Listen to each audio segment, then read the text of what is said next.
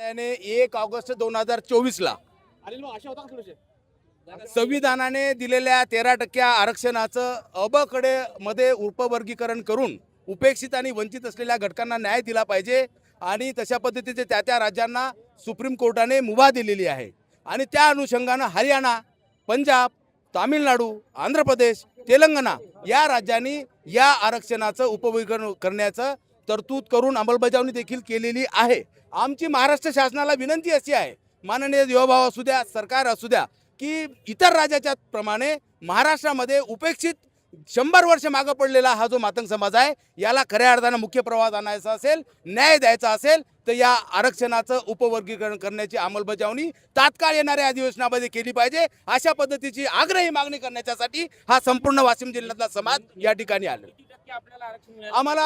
आम्ही वंचित आहे। आम्ही गेल्या अनेक दिवसांपासून आम्हाला संधी मिळाली नाही। संविधानाने सांगितलेली सर्वांना समान संधी, सर्वांना समान न्याय या धर्तीवर आमचं असं म्हणणं आहे की आम्हाला संधी न मिळाल्यामुळे साधारणतः 5.5% आरक्षणाची तरतूद न्यायमूर्ती बदर समितीने देखील केलेली आहे।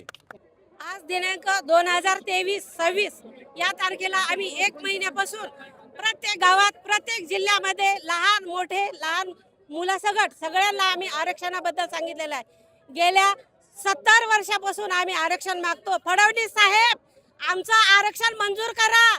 आमच्यातही आहेत शिक्षण जास्तीत जास्त शिकलेले मुलं, पण आम्ही दाखवून देत नाही। आम्ही प्रामाणिकपणाने आजवर आम्ही मोर्चे काढले, आंदोलन काढले। आमचा प्रामाणिकपणा तुम्ही आमचा अंत घेऊ नका। आज हे आमची एकजूट झाली आहे।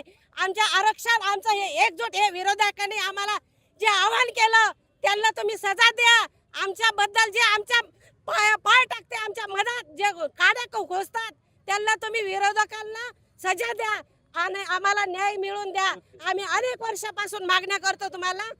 आमची हे एकजूट, आमची ह्या मातंग समाजाची मागणी पूर्ण करा। जय अण्णा, जय लवची। साहेब, आमच्या प्रमुख मागण्या आहेत की मातंग समाज गेली अनेक वर्षापासून नोकरी संदर्भात राजकीय समाजात सामाजिक समस्यामध्ये मागे पडलेला आहे।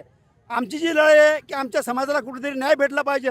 आमचे जे मोठे बंधू आहेत, जे कोणते आहेत, त्यांना खूप मोठा SC मध्ये फायदा झालेला आहे, परंतु आम्ही मातंग समाज अतिशय मागे राहिलेला आहे। आम्ही कोणाच्या विरोधात हा मोर्चा नसून शासनाला एकच मागणी करणार आहे की ज्याप्रमाणे SC प्रवर्गामध्ये सर्व जातींना 59 जातींना सामावून घेतलेलं आहे, तसं मातंग समाजाला वेगळं आरक्षण देऊन आमच्या मुलाबाळांचा भविष्याचा विचार केला पाहिजे। यासाठी आम्ही हा संपूर्ण महाराष्ट्रभर मोर्चा काढत आहोत।